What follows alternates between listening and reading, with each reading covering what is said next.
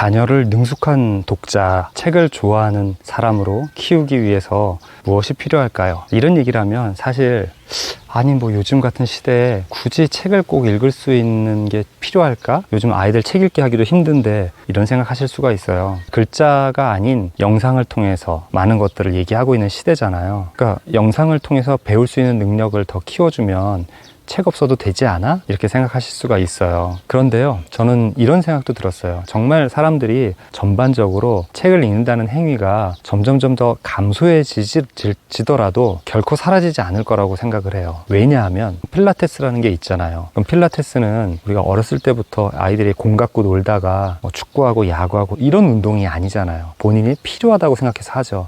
그것을 즐기는 사람들도 있지만 그게 나에게 뭔가 실현시켜주고 나의 몸에 필요한 부분들을 이렇게 보완해주는 기능이 있잖아요. 저는 책 읽기, 독서가 이러한 쪽으로라도 살아남을 거라고 봐요. 독서를 통해서 지식을 쌓는 독특한 방식, 그리고 우리가 어떤 위안을 얻거나 깨달음을 얻거나 명상한다든지 아니면 사고력을 발전시키는 면에서 책 읽기만큼 그 독특한 기능을 해주는 게 없습니다. 그러니까 대체 불가한 거예요. 그렇기 때문에 아까 말한 옛날에는 독서가 뭐 축구나 야구나 뭐 낚시나 즐기는 어떤 운동, 취미 같은 거였다면 지금은 점점 그것이 취미에서 필요할 때 하는 그런 것이 될 수가 있다는 거죠. 근데 한번 생각해 보세요. 돈 내고 필라테스를 다니는 것이 좋으세요? 아니면 필라테스를 다닐 필요도 없이 몸이 좋은 게 좋으세요? 필라테스를 다닐 필요가 없는 게 좋은 거죠. 마찬가지로 필라테스와 같은 기능적인 독서만이 살아남는다 할지라도 그게 필요 없는 자녀가 되도록 만들어주고 싶지 않으신가요? 책을 잘 읽는, 책을 좋아하는 아이들에게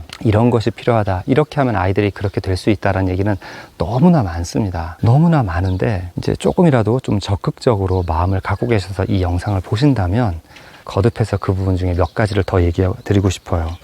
일단 첫째는 집에 책이 있어야 된다, 이런 얘기를 합니다. 맞는 말이에요. 그러니까 아이들이 책을 금방 접할 수 있어야 돼요. 제가 문득 며칠 전에 저희 아내한테 어렸을 때 책을 많이 읽었냐 물어봤어요. 가정 환경이 그렇게 좋지 않았거든요. 근데 나이 차이가 많이 나는 언니가 출판사에서 일을 했대요. 그래서 집에 책이 좀 있었어요.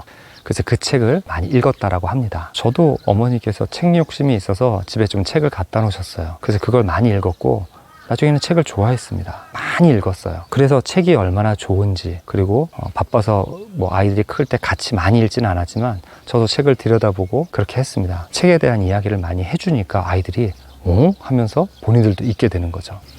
어떤 한 무리의 그 부모님들에게 그 독해에 대한 것들을 이제 강연을 할 때가 있었어요. 이제 그걸 하고 나면 부모님이 이렇게 이야기를 하세요. 선생님, 다 맞는 말씀이시고 너무 좋은데 근데 이걸 제가 집에 갖고 와서 해보려고 하면 우리 아이는 책을 안 좋아해요.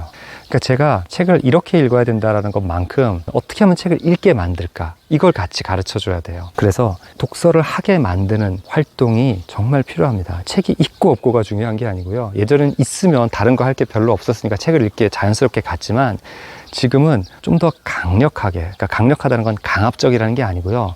더 독서로 유인할 수 있는 많은 것들이 필요해요. 근데 여러분들이 정말 책을 좋아했거나 지금 독서를 하고 있지 않다면 이걸 하기가 힘듭니다. 본인이 안 하는데, 안 하고 있는데 아이한테 시키기 어렵고요. 아이랑 같이 하도록 하기 힘들고, 본인이 안 해봤으면 내가 이렇게까지 이거 해야 돼? 그래서 손쉬운 방법을 선택하려고 해요. 그래서 아이들에게 책을 장려하도록 하는 것 보다 앞에 먼저 있어야 되는 건 부모님이 책을 읽으셔야 되는 거예요. 읽으셨었거나 부모님이 책을 그렇다고 잘 읽어야 될 필요는 없다고 생각합니다. 이 얘기 듣고 이거 나도 책 읽는 거 어려운데 쉽지 않은데 어떻게 하지? 이렇게 생각하시면 책 읽기를 그냥 하면 돼요. 부모님도 한번 책 읽기를 시도해 보세요. 분명히 읽을 수 있는 책이 있어요. 읽을 수 있는 시간이 있고 시간을 내어서 책 읽는 모습을 보여주시고 아주 조금이라도 읽은 것에 대해서 밥 먹을 때 이야기를 나눠주세요.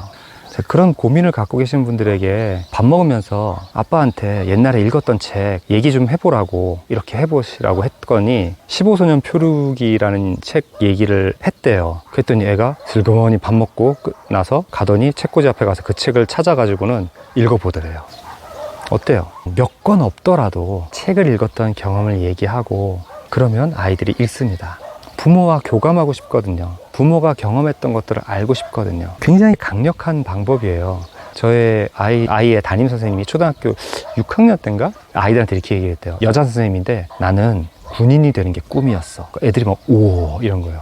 근데 너희들이 이러이러이런 걸 잘하면 내 일기장을 보여줄게. 애들이 막 난리가 났대요.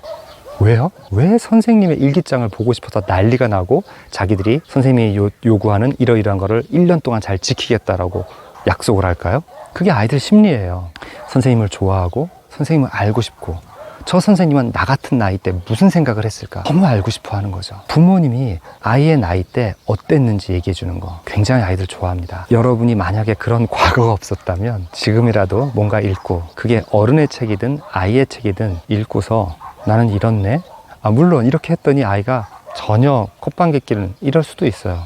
그럴 때 실망하지 마시고, 이런 식으로 아이와 교감할 수 있는 다른 방법이 뭘까를 찾아보시는 거죠. 책이 다르거나 주제가 다르거나 책이 아닌 다른, 아이가 했을 것 같은 다른 거. 아이가 뭐 하고 놀더라, 아이가 뭘 운동을 좋아하더라, 그럼 나는 이러이러했다. 뭐 이런 식으로 대화를 주고받으면서 그런 대화하는 관계가 이렇게 뚫리고 고속도로가 될 수 있도록 하나씩 해나가는 거예요. 자, 그래서 이 대체 불가능한 책 읽기를 아이들이 할 수 있도록 여러분이 노력을 하시되, 제가 가장 강조하고 싶은 건 부모님 역시 책 읽는 사람이 되어야 한다. 그걸 말씀드리고 싶었습니다.